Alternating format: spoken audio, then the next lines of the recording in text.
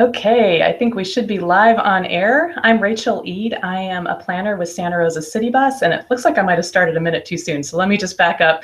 I'm Rachel Eid with Santa Rosa CityBus. I'm here today to present the webinar for the Reimagining CityBus draft plan recommendations. I'm going to be focusing on the schedule and route recommendations we put forth in the draft plan.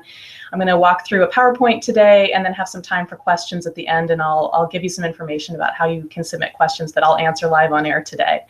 A couple of notes, I am going to be showing some maps up on the screen, so in your YouTube viewing window, don't forget that you can expand to full screen if you'd like to be able to see those maps in a larger format. And I also wanted to note that this webinar will remain posted on that YouTube site. Once we're done today, it'll post automatically, and so that link will remain active. You can come back and watch it again anytime, and please feel free to share it with others who you may think would be interested. So I'm going to go ahead now and flip over to my PowerPoint, and I'll come back at the end to answer some questions. Just give me one moment.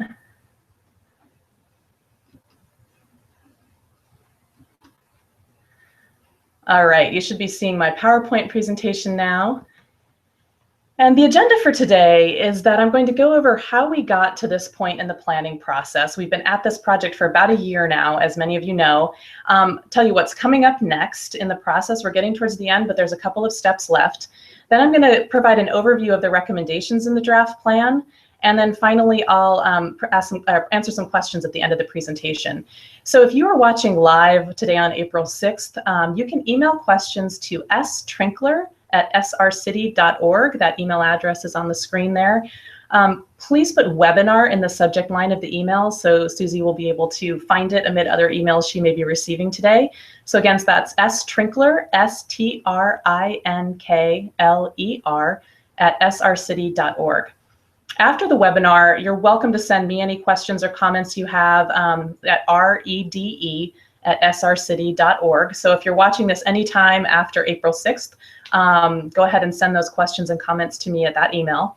And then finally, I just want to remind everybody that the draft plan for Reimagining CityBus and some related public information is available on the Reimagining CityBus webpage, which is www.srcity.org/reimagining. There's a lot of information there from the whole project. So if you're new to this project and you're wondering where all this came from, if you visit that website, there's a lot of really good information. So to briefly go over where we are in the process, we've completed a lot of steps to get where we are today, and I'll briefly go through them because I imagine some of the people watching today have been with us since the very beginning. So last spring, we completed a market assessment and an analysis of our current transit system performance. And so that's really detailed data analysis to give us some good baseline information about where population density is today, employment density, travel patterns, how people are using our system to get from one part of the city to the other, where the big destinations are for transit riders and potential transit riders today in Santa Rosa. We also did a really detailed analysis of our transit system performance down to the bus stop level. We have passenger counters on our vehicles that allow us to do that. So we have a really good sense of which bus stops and which route segments have low ridership versus high ridership. And that's been really useful, as I'll discuss later, in determining where we might be able to reduce service to be able to improve it in the areas where most of our riders are trying to be. We did a really broad public outreach campaign last spring to talk to our riders and potential riders about their priorities for changes to the bus system, what they'd really like to see happen, what direction CityBus should take, and then also how they felt about some of the really key trade-offs in this process, such as are people willing to walk a little farther if walking a little farther means they get to a more direct bus or a more frequent bus or one that runs in two directions instead of one. We used all of that information and feedback to put together a set of service design guidelines, which we took to the Santa Rosa City Council last August. And those were approved and provided a framework for the service planning. They sort of gave a policy direction. Where are we going with the CityBus system? What role should it play in Santa Rosa to meet the most needs in the community? So based on those guidelines, we developed 3 scenarios for redesign of the CityBus system. Folks who have been involved since last fall know there was scenario A, scenario B, scenario C, some different ideas for how we could serve Santa Rosa with transit service. We did an intensive round of public outreach on those scenarios in the fall, and based on that feedback, put together a preliminary recommendation that we took to the council at a study session in February. And we also, at that time, identified some areas of concern, places that we felt, oh, we're a little concerned. We don't have transit service coverage in this area. We think we should take a closer look. And you'll see in today's presentation what we've done to address some of those areas of concern. So we just published the draft plan on Monday, and it's on the website and available for your review and comment. And today I'm here to gather public feedback and start our outreach process that will happen throughout the month of April. So that's where we are now. You'll see on the CityBus website, Reimagining CityBus website, a list of our outreach events throughout the month of April. We'll be posting a survey later this week. Lots of opportunities to provide feedback. That will culminate with a public hearing on May 3rd at 5 p.m. It might be a little bit after, but around 5 p.m. at the City Council chamber. And some people, really worry, will we be able to finish that hearing in time to get back to the buses and get home? And I just want to say that's a priority we have, and we work with the City Council on that to make sure that we are able to start our public hearings on time so that transit riders are able to make it to their buses to get home in the evening. And then after we get the feedback from the council and additional public feedback at that hearing, we'll put together a final plan and bring that back to the council for adoption later in May. And then we'll move right into implementation mode, and I'll talk about that in a few minutes. So I just wanted to give a little bit of background in case there are some people who are new to the process. Our overall goal for this project is to make CityBus more useful and more convenient for the majority of our riders. And I say majority here, just recognizing that anytime you're making these types of changes to a transit system, there will be somebody who's disadvantaged, maybe not for all their trips, but maybe one of their trips, maybe they have to walk farther to a bus stop, maybe for some of their trips they have to transfer in a way they didn't have to before. But the overall goal is to make a system that is much more convenient and useful for most of the people who are riding today, and hopefully for some new riders who can't use the system today because it doesn't work for them or it takes too long to get from point A to point B, etc. So some of the major things that we've done in this plan to get to that more convenient system is to really try to match the levels of service. And by that, I mean how often the bus comes, how direct the routes are, whether there's two-way service instead of one-way. We've really tried to match that to the areas where we have the highest amount of ridership and demand today, where the key destinations are and the neighborhoods where a lot of people are riding, et cetera. We've increased frequency to 15 minutes all day on certain corridors, which I'll talk to you about shortly. We have a lot more two-way service in the proposed system. We recognize today that we have a lot of big one-way loops in our system. There's still some left in the plan, but what we've tried to do is convert some of those long segments of one-way service to two-way service, which reduces the amount of time it takes people to get to their destination and also makes our system more understandable, a lot more easy to navigate. We've reduced duplication of our routes, and that allows us to use our limited funds for transit a little bit more wisely, but it also simplifies the system. So instead of having a corridor where you have 3 or 4 routes running on top of each other, in most cases we have 1 or 2 at the most. So it just clarifies for riders which routes they use to get to different parts of the city. We've really looked at making sure that our routes have strong anchors at each end, meaning that there's strong destinations that a lot of riders want to get to at the ends of most routes. And that supports overall ridership, but it also makes better connections for our riders. So I have to always go back to trade-offs, because I think this is the hardest part of this project, that for every improvement we make in the transit system, there are potential trade-offs involved. So if we have more frequent service on corridors like Mendocino Avenue and Sebastopol Road and Santa Rosa Avenue, where a lot of people are riding, that means in some areas we may have to reduce service. And indeed, we have done that in this process, or we're proposing that, as you'll see shortly. So there is a trade-off there. If we have faster and more direct service on the main streets, which a lot of riders have asked for, get me there faster, stay on the main streets. That can mean less coverage on neighborhood streets. So we've really had to balance that. We want to get people to where they're going faster, but we don't want to lose too much of the neighborhood coverage, because that's where we get to people and that's where we get our riders on the buses, especially for folks who have limited mobility. That's very important. More bus service in both directions is a key goal of this plan, as I mentioned, but because one-way loops have a function of providing good coverage of an area with the limited funds we have, if we convert a one-way route to two-way service, it costs us twice as much. So that can mean that coverage can be decreased, and sometimes people have longer walks to their nearest bus stop. And then, same thing for evening and weekend service. If we have take our money and invest it more in later operation at night, that means we have less service during the day. And similarly, if we extend our hours on the weekends, as many of our riders would love for us to do, we would have to have less service on weekdays. So what we've been trying to do throughout this process is balance all these trade-offs and try to find that sweet spot for Santa Rosa that moves the system in a more useful and convenient direction for riders, but doesn't give up too much, doesn't force people to walk too far or give up too much neighborhood coverage. So a little primer on reading the maps, whether you're looking at these maps today on my presentation or looking at the draft plan or some of our public information. A couple of really important things to know is that the proposed route frequency is shown by shading underneath the routes. So you'll see that the most frequent routes that run every 15 minutes have this dark gray wide bar underneath them. The 30-minute routes have a lighter gray medium with the bar. And then the 60-minute frequency routes, and frequency meaning how often the bus comes, have the light gray, narrower bar under them.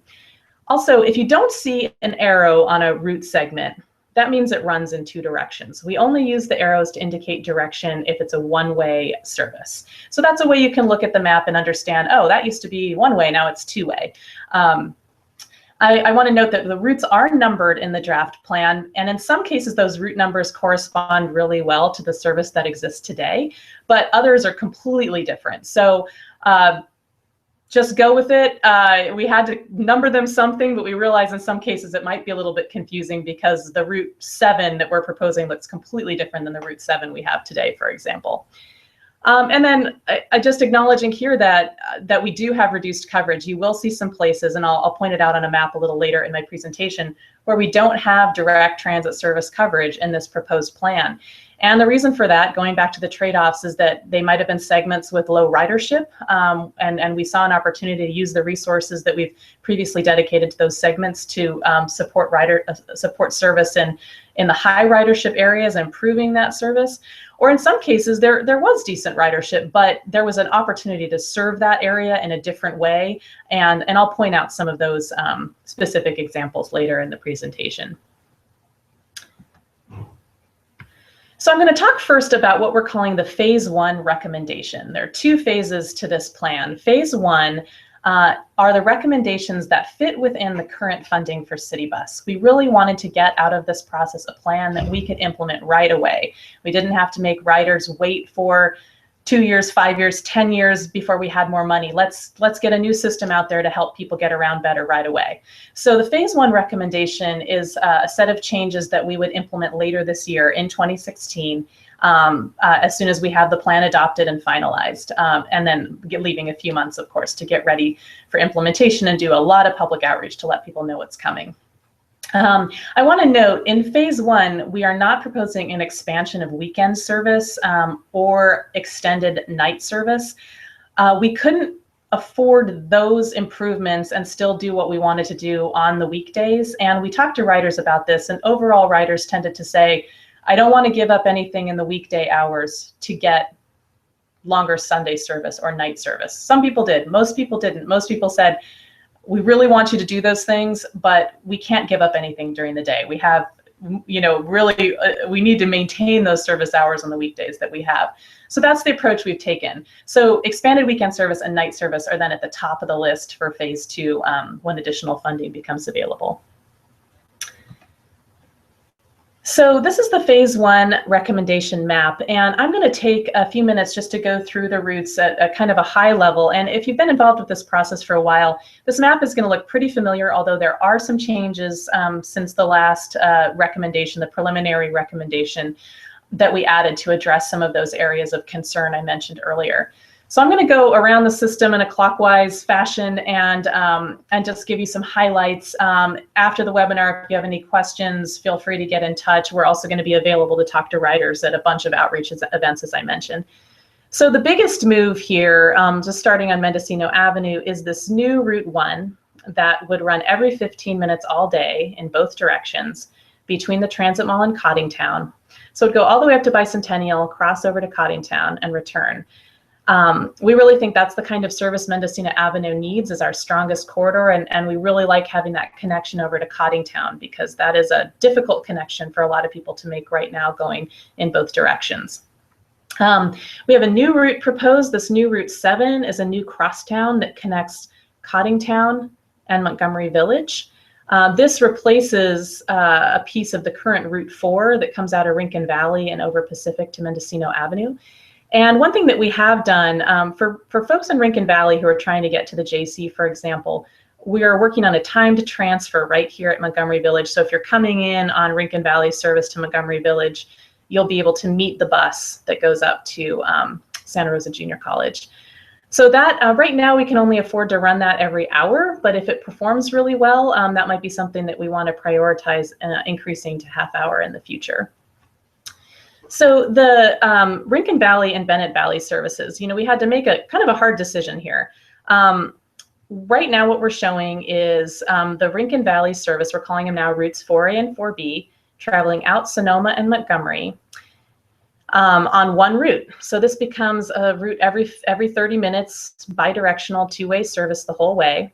Once it gets to Rincon Valley, those routes do what they do today. One goes in the clockwise direction, one goes in the counterclockwise direction. So that hasn't changed. But what we did do is have this service come back in and out on Montgomery and Sonoma to give the Rincon Valley folks a shorter trip to the transit mall, given that those are some of the longest routes in the system and they have really limited frequency up there in their neighborhood. That's a trade-off though, because for the Bennett Valley folks, a lot of people do prefer that straight shot on the current Route 8 downtown. So that's a decision we had to make. Another reason for having the Route 4A and 4B come down Sonoma and Montgomery is it helps us keep those routes on time. We have a really difficult time keeping our Rincon Valley service on schedule, and that change should really help with that. The other thing I should mention is we did have some comments that people really liked this connection of the Bennett Valley service to 4th Street. Some people did, some people didn't, but we did hear from folks, for example, at Silvercrest, who really liked to be able to make that connection. So if you have a strong feeling about either of those routes and how they come in and out of downtown, let us know. We'd love to hear from you.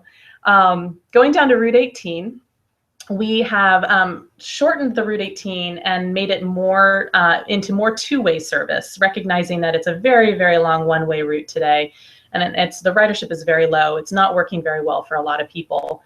So what Route 18 would do today is come down East Street past Bethlehem Tower. It wouldn't deviate onto Tupper and Brown because those streets are so difficult for transit buses. And actually we get more ridership out on East Street than we do in front of Bethlehem Tower. So it's just not even a block away. Come down here to Bennett Valley Road, out to Vista Sonoma, as it does today, up Farmers Lane to Montgomery Village. And then we wanted to maintain some coverage on Hohen. We had some concern about lost coverage on this piece of Hohen. So we're having the Route 18 loop around to Ulupa and Hohen, and then back to Vista Sonoma. And then it would return downtown just the way it came. So that is the proposal for the Route 18. Going to southern Santa Rosa, we've sort of coordinated the Route 19 service and the Route 5 service to be able to provide the beginning of 15-minute service in the Santa Rosa Avenue corridor. So what we would have is Route 19 running every half an hour straight up and down Santa Rosa Avenue with no deviation to Southwest Community Park. And then Route 5 would stay on Petaluma Hill Road to provide a more direct trip and come down and turn around via Yolanda and Kiwanis Springs and come back. So that gives us a combined frequency of 15 minutes down to the Santa Rosa Marketplace area and a really nice, fast, direct route for the riders here in the neighborhood where we get a lot of ridership. We are asking folks to walk out to Petaluma Hill, but it's pretty close and there's good pedestrian infrastructure. So we think that will work for people.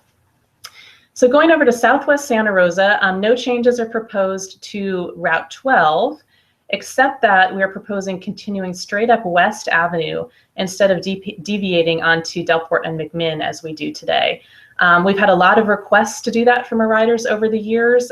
We have spoken to a few people out on Delport who are our McMinn that are concerned about that, but we'll see what other feedback we get.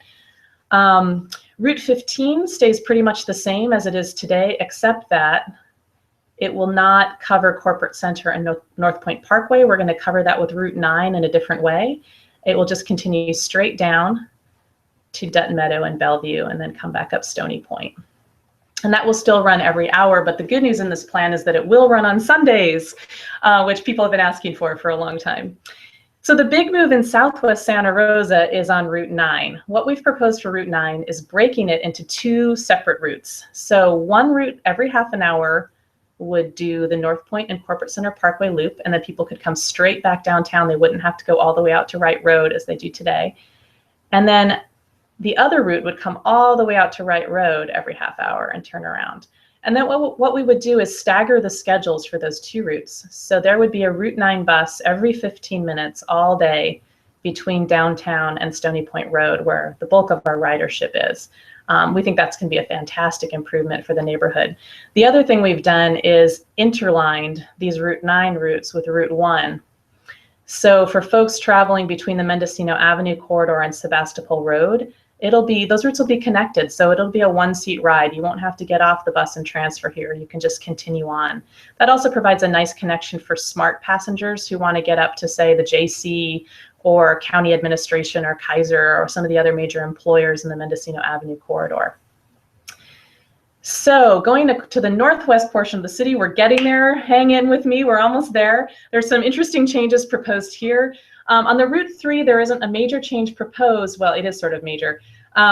Instead of coming through the Railroad Square area, we propose staying on 3rd Street out to Dutton, and then doing the same loop we do today on West 9th and College, but then returning on Dutton and coming straight back into downtown. We don't get a lot of ridership on this segment, and the only time that this really rides well is with the middle school students traveling from the neighborhood over to Santa Rosa Middle School. So you'll see a tiny note on this map.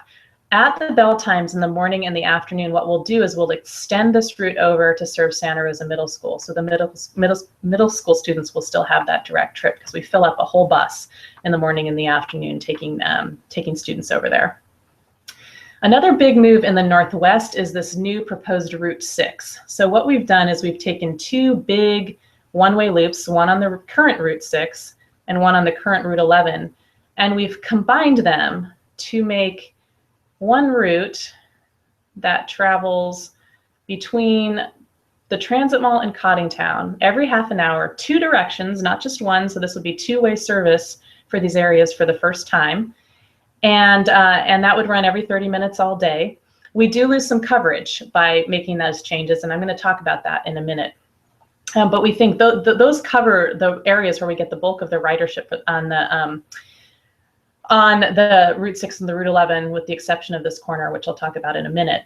So we think that will provide a really nice improvement for folks being able to get around their neighborhoods in 2 directions and connecting to the 2 major transit centers. So one thing we've done, just to acknowledge that there is a lot of ridership, especially right here at Guerneville and Marlow with the Safeway, we've added a route that provides coverage on Guerneville Road. It makes that connection out to Fulton Road and the Rayleigh's Plaza. It's more service into this area for the elementary school and for the shopping center there. But this route would go down Marlow to the West Side Transfer Center, come across College, up North Dutton, provide coverage on North Dutton, including the location of the future community health center site, to Coddingtown, and then it would cross over to provide coverage up to Shenate and Parker Hill Road and to serve the mental health services and other destinations up on Shenate Road. We have had some feedback about turning a bus around through this neighborhood, some concerns about traffic and parking and things. So we're looking into that currently, but this is the general approach that we're proposing to serve Shenate, and then it would make a connection back to Coddingtown, return to Fulton Road just the way it came. So that is a new proposal. And I think we're almost done. The last route I want to talk about is Route 10. We have made a substantial change to Route 10 in this proposal, and there's even a change from the last version. So this new Route 10 would start at the Transit Mall, go up Cleveland and Range to Coddingtown, and then it would continue to do this, the current loop on Route 14, up Coffee and Hopper by Kmart. Then it would cross the highway and go up to Round Barn, hit the Vista Community Health Center. And this is the change from the last version of this. Instead of crossing the highway and coming back via airway, we're going to propose coming down Mendocino to Bicentennial and returning that way. And what that allows us to do is we have another way to serve the other stop at Kaiser Hospital, and the bus stop here at Journey's End, and then link people back in to Coddingtown. And then another improvement is that the Route 10 between the Transit Mall and Coddingtown will be two-way service now. So instead of just running northbound, you can get that nice quick trip back to the Transit Mall without going over to Mendocino, which is something folks have been asking for a long time. The one other thing I'd like to mention, and I'll talk about this in a minute, we're still looking at a potential option for Fountain Grove. Actually, I'll go to the next slide and talk about that. I believe I've covered all the routes here. I sure hope I have. I'm sure people will let me know if I missed something though. So this map is in the draft plan, so you can go look at this anytime you want. I believe it's in chapter 4.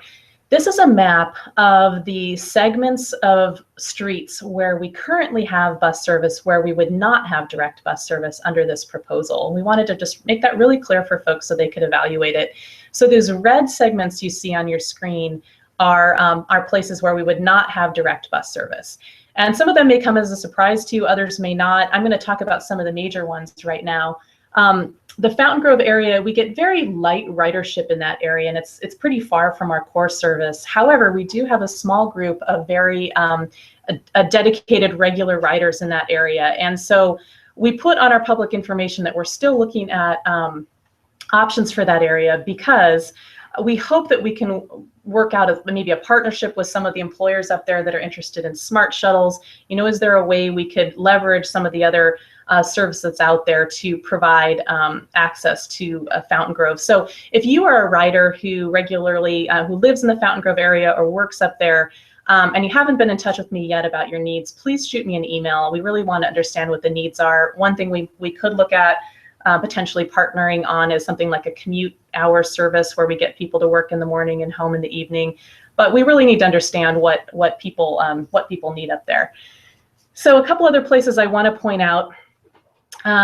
We have a long stretch here on Sonoma Highway. One thing I want to note, there's only one bus stop on this stretch. It's here at Village Parkway. We've had ridership dropping lower and lower at that bus stop. And what we're hearing is that some people are walking out to Mission or down to Ulupa or over to Farmers Lane to catch the bus, because the current service is very limited. It's just one bus in one direction every hour. So we're proposing consolidating the service down here on Montgomery so that we can have that half-hour two-way service all day on Montgomery, where we have much higher ridership. There's a few others here I want to point out. I'm not saying these all aren't important. I just I'm cognizant of the time. We're already about half an hour in, and I want to wrap up before too long.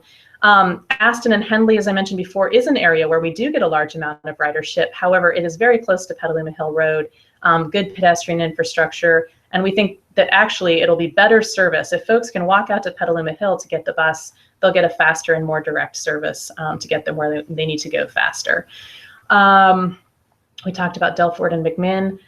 One piece of lost coverage is on West College between Fulton and Marlow with this combination of Route 6 and Route 11. We get very light ridership along this segment, and the ridership we do have is primarily concentrated at either Fulton or Marlow.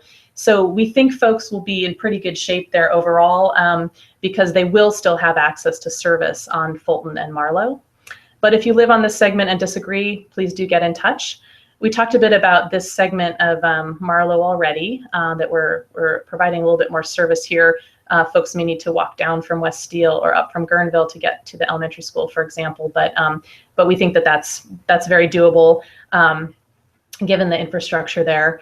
One other thing I'll just mention is we are showing our service staying on Mendocino Avenue instead of deviating through the County Administration Center. And that was a tough call. What we recognize is there is Sonoma County Transit service is pretty frequent through that area, and that we really wanted to keep our Mendocino Avenue service very fast and frequent and direct, with the thinking that people had expressed to us earlier in the process that they gave us that faster, more direct, more frequent service, they'd be willing to walk a little farther. So would people be able to walk in from Bicentennial or Steele or Mendocino to destinations in the County Admin Center?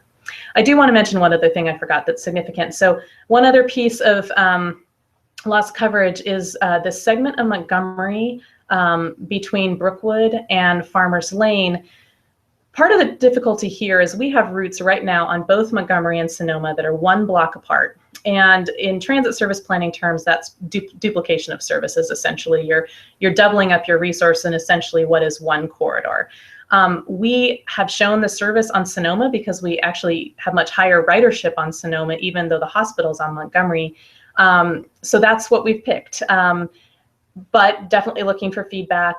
So the access to the hospital, so Memorial Hospital, would be via Sotiomi from Sonoma. So we'd be asking people to get off the bus at Sonoma, walk down Sotiomi to get to the hospital about 1 block away. I just want to touch briefly on the paratransit service area. That's a question we've gotten a lot throughout this process. If you change the fixed route system, what impact will it have on Santa Rosa paratransit? And what this map shows is, very little, if any. This is the gray area you see on the map is a 3/4 mile buffer around all of our fixed routes. So the gray area is the area where we're required to provide paratransit service under the federal law. And what you see here is that the city is really covered. We don't anticipate any major changes to the paratransit service area because of this process.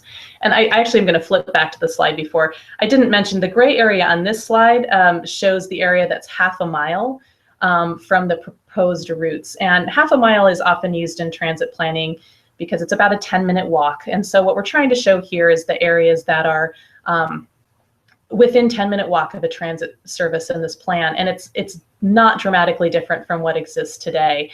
However, with some of the neighborhoods having less continuous street networks, it might be a little bit longer in some cases. So I'm not going to say across the board this is only a 10-minute walk, because it does depend on how connected the street network is. But what we're seeing is, a very good coverage of the whole city, that we're really retaining the overall footprint of the transit system, even though in certain places we are losing those pieces of coverage on specific routes.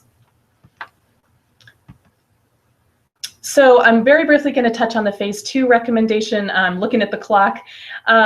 This is something that is a vision for the future. We don't have the money to implement this yet. Look, I've got my pointer right in the middle of it, sorry. So the phase 2 recommendation is the long-term plan for the CityBus system. As I mentioned, we can't afford this now. But the good news is that individual pieces of this phase 2 recommendation can be phased in as funding becomes available and as there is a stronger need to prioritize those improvements. So the 3 major categories in phase 2 are expanded weekend service, with the top priority being extending the hours of operation on Sunday to match Saturday service, followed by extended service at night. And in the plan, we do talk about some approaches to expanding service at night, and one lower cost one would be a very limited quadrant-based circulator service that would come into the transit mall on every hour so that people could transfer.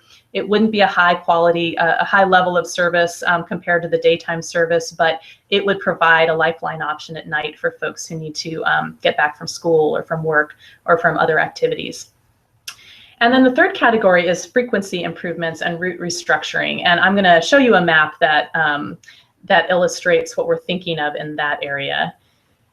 So this is the phase 2 recommendation map. And when you have a chance to look at this in more detail, you'll see, that primarily this focuses on increasing frequency throughout the system. So, the Mendocino Avenue service goes to every 10 minutes, and we have more 15-minute corridors. Santa Rosa Avenue becomes a 15-minute frequency all day long, all the way down to Todd Road in this vision. And then we end up having 15-minute service on Sonoma and Montgomery out to Mission, as well as still having it on Sebastopol Road. So, and then also we would have it on 15-minute service on this piece of the Route 10 between the Transit Mall and Cottingtown. So it really starts to expand that frequent network of service throughout the city, north, south, east, west. And then we end up having, better coverage of our half-hour service. Route 15 would go to every 13 minutes or 30 minutes. Route 7 would go to every 30 minutes. And there's potential that even, Route 18 and Route 11 that we're still showing as hourly services, if the ridership demand was there, they could also be increased in frequency down the road. So we're not locked into this. This is our best guess right now based on what we understand about current ridership patterns, but this can evolve over time. And then in terms of route restructuring, some key things I want to point out is that, one, the Santa Rosa Avenue service would extend all the way south to Todd Road And this shows how it would turn around over via Dutton and Moreland, and it would cross the highway, and then it would come back up. The Southwest Santa Rosa service would be restructured. So Route 12 would be broken into 2 routes. One would come down Corby and Dowd all the way to Moreland Avenue neighborhood and turn around. And the other would come down west, do the loop on Dutton Meadow and Bellevue and Hearn, and come back up west. We have 2-way service on west. And then we would still have higher quality Sebastopol Road service. Another place where we've proposed restructuring service in the longer term is on Route 10. So we'd break apart the big loop at the northern part of Route 10 and have 2 tails. So you'd have 15-minute service up to Coddingtown, and then this loop would run every half an hour, and this loop would run through County Admin and up to Round Barn every half an hour. And then the other big move here, and this could be replaced by something that might be, you know, demand responsive or some other kind of interesting new service down the line, especially over here in the Chanate area.